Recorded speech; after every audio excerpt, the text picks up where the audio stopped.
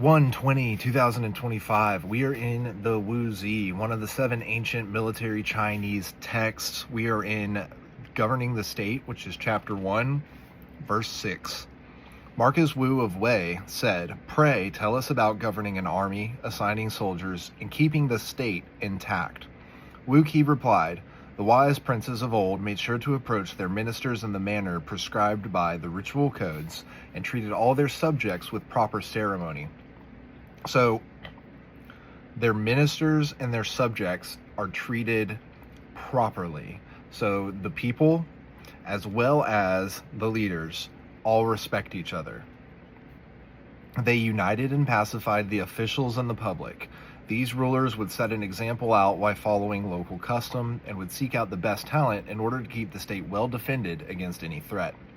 For example, Huan of Qi gathered 50,000 soldiers to his command, with which he asserted his supremacy over the other lords.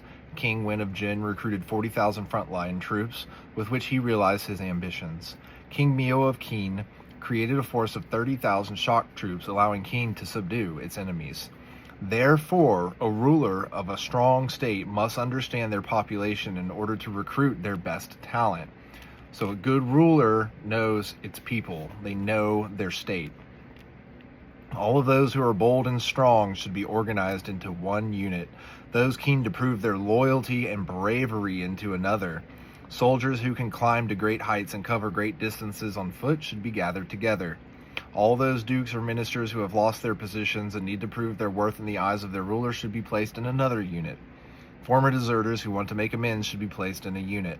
These 5 different units are the heart of a powerful army. With 3,000 such men, you can break any siege at home and raise any siege abroad. So he gives some examples, but then he wraps up saying, group people who are similar together.